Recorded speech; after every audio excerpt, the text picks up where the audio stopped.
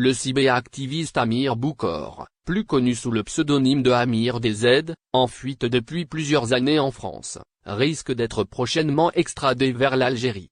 Selon nos informations, les autorités judiciaires françaises ont relancé son dossier, depuis que le gouvernement algérien a donné récemment son accord sur l'acceptation de la reprise des réadmissions des Algériens indésirables en France, constituée principalement de migrants clandestins. Les consulats d'Algérie devraient en même temps octroyer des laissez-passer à ces expulsables du territoire français. Selon nos informations, sa demande d'asile politique a été mise sous le placard et n'a pas été traitée. Certains pensent même qu'elle sera refusée, d'autant que son avocat s'est muré dans le silence le plus total et refuse de faire des déclarations ou de donner des éclaircissements sur l'affaire de son client. Selon certaines sources, l'extradition de Amir DZ pourrait intervenir avant la formation du nouveau gouvernement français par le président Emmanuel Macron, qui vient d'entamer des consultations avec plusieurs partis politiques. Déjà, ses soutiens à l'étranger, notamment en France, en Espagne et au Canada, commencent à s'agiter. Le mouvement Rachad, classé terroriste par l'État algérien, a lancé une vaste campagne de solidarité et de soutien à Amir DZ, comme il l'a fait dernièrement avant l'extradition du gendarme en fuite Ben Alima. Des sources judiciaires révèlent que la justice française devrait bientôt rendre une décision dans le dossier de Boukor qui fait l'objet de plusieurs mandats d'arrêt internationaux émis par l'Algérie. Depuis plusieurs mois, il fait l'objet d'une enquête sur la base des dossiers transmis par les autorités judiciaires algériennes aux autorités françaises.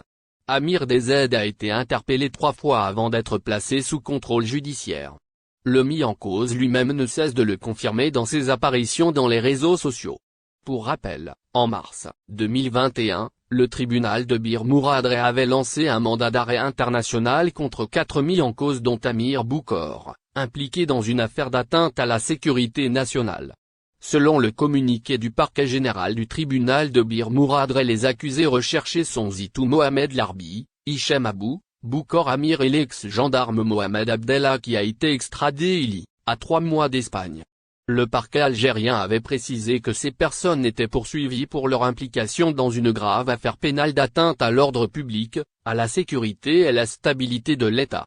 Conformément aux dispositions de l'article 11 du Code de procédure pénale, le procureur de la République près le tribunal de Bir Mouradreh, Alger, a expliqué que cette affaire est en cours de traitement judiciaire après de profondes investigations menées pendant plusieurs mois ayant permis d'identifier ses commanditaires, parmi eux, des activistes sur la toile, citant également le dénommé Mansouri Ahmed, ex-activiste du FIDISOUS arrêté le 28 février de la même année et placé sous mandat de dépôt, suite à une accusation liée à son appartenance à un groupe terroriste.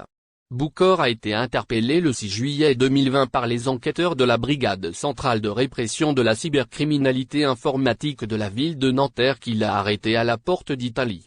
Présenté devant le procureur général près la cour d'appel de Paris pour décider de la suite à donner, le magistrat français avait décidé de le placer sous contrôle judiciaire.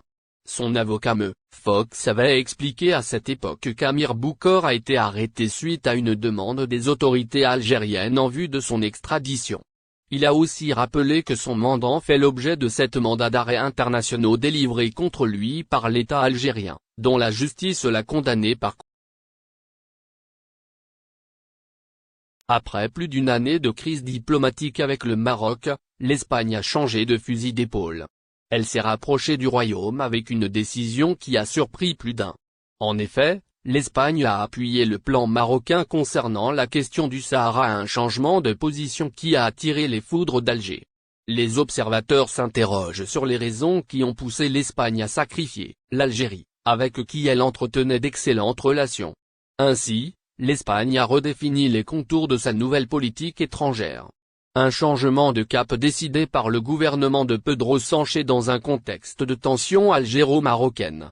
L'Espagne a donc décidé de donner la priorité au renforcement du partenariat avec le Maroc, même si cela relègue le partenariat avec son voisin algérien au second plan. Les raisons de ce revirement sont multiples, cela en faisant fi de certaines accusations de chantage marocain. Une thèse qui peut s'avérer crédible, mais pas exclusive. Le choix du Maroc est aussi un choix économique en effet, dans le choix espagnol, d'autres paramètres entrent en jeu. Il s'agit notamment d'intérêts économiques. Il faut savoir que les importations espagnoles de produits marocains sont supérieures de 53% à celles des produits algériens.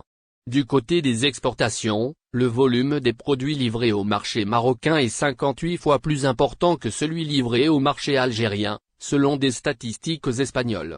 Donc, sur le plan économique, la balance commerciale penche du côté du Maroc, dont la proximité géographique en fait un partenaire clé en matière d'échanges commerciaux. L'Espagne est depuis 2013 le premier partenaire économique du Royaume devant la France. Alors que pour l'Algérie, l'Espagne n'est que le 5e importateur, loin derrière la Chine, la France, l'Italie et l'Allemagne. La question migratoire et la pression marocaine sur l'Espagne, une autre question a fait basculer l'Espagne du côté marocain. Il s'agit du contrôle des flux migratoires envers le Royaume ibérique.